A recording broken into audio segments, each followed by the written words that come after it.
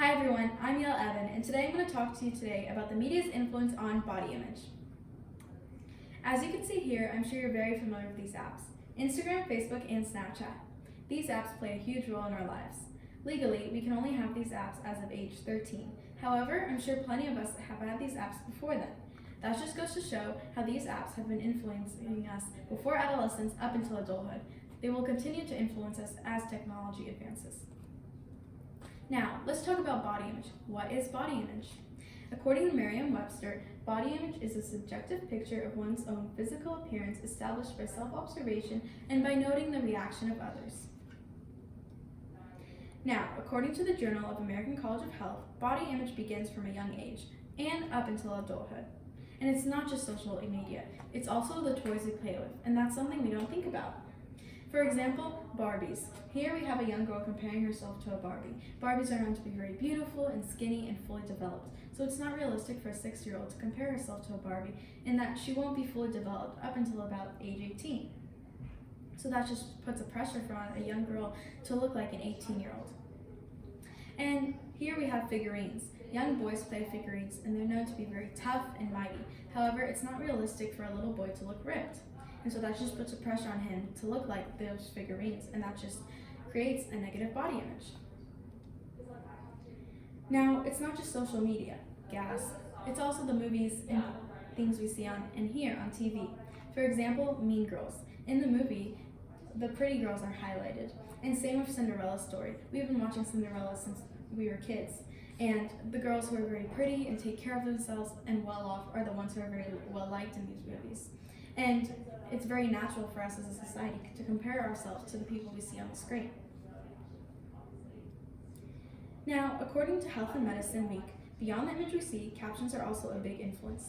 Here we have a fitness influencer, Kyla Itziness. Her whole job is to solely look good all the time. That's how she builds her brand, that's what she does for a living. She works Instagram, she's an influencer. So she works out, eats healthy, looks like that. Awesome. However, it's not realistic for anyone to look like her in the sense that we all have different bodies. So it's not scientifically possible for us to look like her at all. And so she has all these captions: work out, fun, which is all great and all. However, it's not realistic for us to look like her. And so that conveys us to have a negative body image because we constantly compare ourselves to something that is not realistic.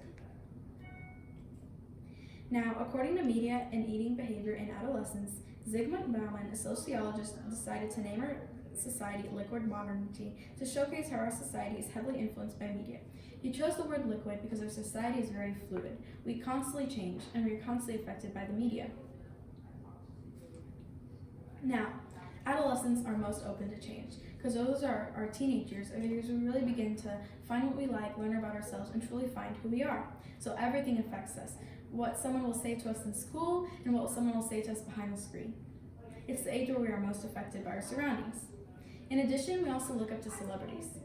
Many of us know Demi Lovato. Demi Lovato has been in many Disney movies, and she has been a big celebrity. She talks about body image all the time and body positivity. However, we have Kendall Jenner and Gigi Hadid, who are very skinny and beautiful, but their whole job in life is to be a model. They're supposed to look beautiful. That's their job. And so it's not realistic because we don't all have the means and infrastructure to look that good. Now, it's not just adolescents or children, it's also middle-aged women. Oftentimes, middle-aged women also compare themselves to their younger selves. That's why many are shy to say their age because they're embarrassed. However, one shouldn't be ashamed for how old they are. So, according to the study, Implications for Body Image Theory by Frank Bosnick reveals that middle-aged women are more likely to compare themselves in the sense that they have more freedom. Parents can control what their teens see on their phones. However, women have access to everything. And so that means they have more free reign to compare themselves to. And oftentimes they compare themselves to women the same age as them. Jennifer Aniston, very beautiful, and middle-aged women always compare themselves to her because they want to look good as her as just as the age she is at 50 years old. However, not everyone has the same means and infrastructure to look like Jennifer Aniston. Now, thank you so much for being attentive in my speech. The media is so prominent nowadays and it constantly affects us. It's constantly changing and it constantly affects our body image. Thank you.